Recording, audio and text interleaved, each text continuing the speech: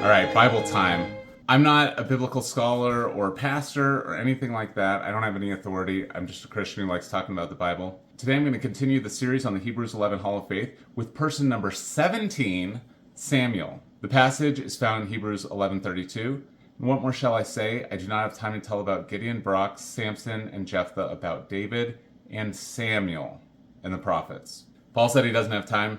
I've got a little more time today, so we'll look at Samuel. That said, I am going to keep it very high level. It's probably going to be shorter than most Bible times. My goal is not at all to summarize Samuel's life, but instead just tie his story to Hebrews 11. Firstly, in Hebrews 11:32, my study Bible has a cross-reference for Samuel, and that cross-reference is the book of 1 Samuel 7, verses 9 through 14. So I'm going to read that. Actually, I have to go back a little bit earlier because when you just start in verse 9, you kind of miss why he's doing what he's doing. So I'm going to start halfway through verse 2.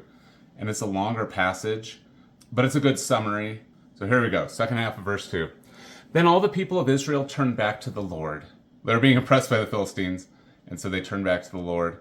So Samuel said to all the Israelites, if you are returning to the Lord with all your hearts, then rid yourselves of the foreign gods and the Ashtoreths, and commit yourself to the Lord and serve him only, and he will deliver you out of the hand of the Philistines, providing good wisdom for them.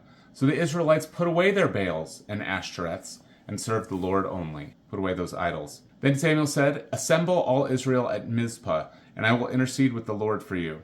When they had assembled at Mizpah, he drew water and poured it out before the Lord. On that day they fasted, and there they confessed, we have sinned against the Lord. Now Samuel was serving as leader of Israel at Mizpah. When the Philistines heard that Israel had assembled at Mizpah, the rulers of the Philistines came up to attack them. When the Israelites heard of it, they were afraid because of the Philistines. They said to Samuel, do not stop crying out to the Lord our God for us, that he may rescue us from the hand of the Philistines.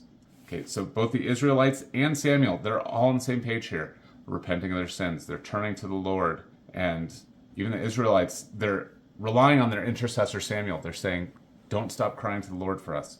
Here's where my study Bible says is the reason that Samuel's in the Hall of Faith. Then Samuel took a suckling lamb and sacrificed it as a whole burnt offering to the Lord. He cried out to the Lord on Israel's behalf, and the Lord answered him. While Samuel was sacrificing the burnt offering, the Philistines drew near to engage Israel in battle. But that day the Lord thundered with loud thunder against the Philistines and threw them into such a panic that they were routed before the Israelites. The men of Israel rushed out of Mizpah and pursued the Philistines, slaughtering them along the way to a point below Beth-kar. So God gave them the victory. Then Samuel took a stone and set it up between Mizpah and Shen. He named it Ebenezer, saying, thus far the Lord has helped us. They're giving God the credit for the victory. These are all good things. So the Philistines were subdued, and they stopped invading Israel's territory. Throughout Samuel's lifetime, the hand of the Lord was against the Philistines. The towns from Ekron to Gath that the Philistines had captured from Israel were restored to Israel, and Israel delivered the neighboring territory from the hands of the Philistines. And there was peace between Israel and the Amorites. Samuel continued as Israel's leader all the days of his life.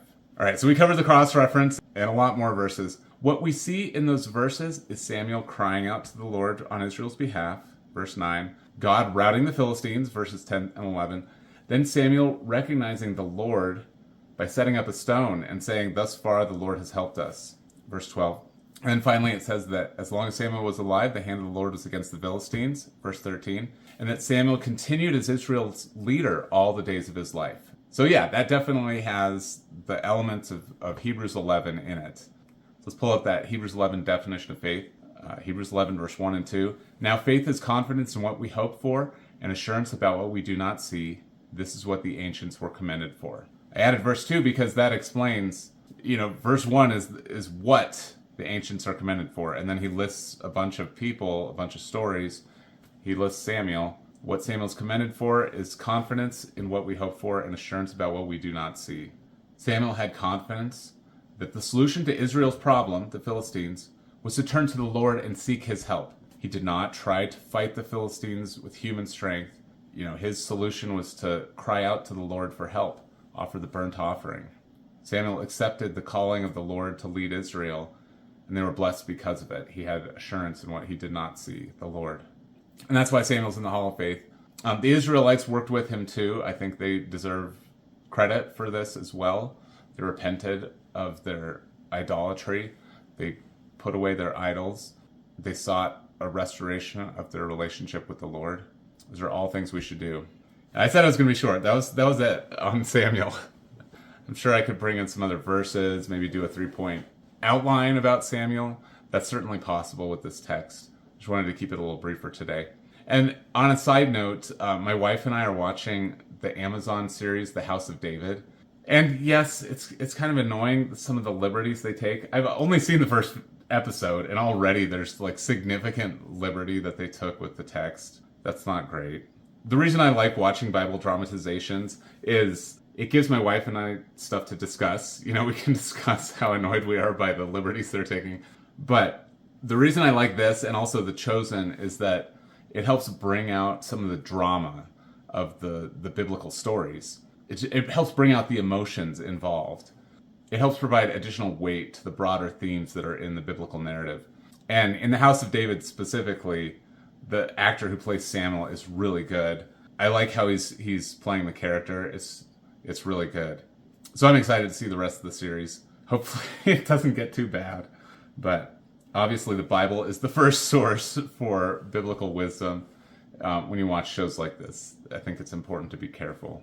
And you should be careful when you listen to anybody talking about the Bible. Make sure what they're saying aligns with the Bible. That's all I've got on Samuel. Maybe the lightest in terms of verses and just biblical references. I just really didn't do that many this time. Wanted to keep it brief. We're quickly approaching the end of Hebrews 11 entirely, but I do think it'll be interesting to look at them. I'm excited about Isaiah. With that, I will close with a prayer. Lord, thank you so much for biblical wisdom and all the great examples of faith that we see in the Bible. Please help us to exhibit that same faith, to trust in you, to turn to you in our times of need, and trust you to deliver us through them. And Lord, I do pray that our country would throw away the idols that we worship and turn to you. There's so many idols in our modern life. Pray that there would be revival in the United States and that we would turn from our wicked ways and seek you to deliver us from evil. Lord, I thank you for your word.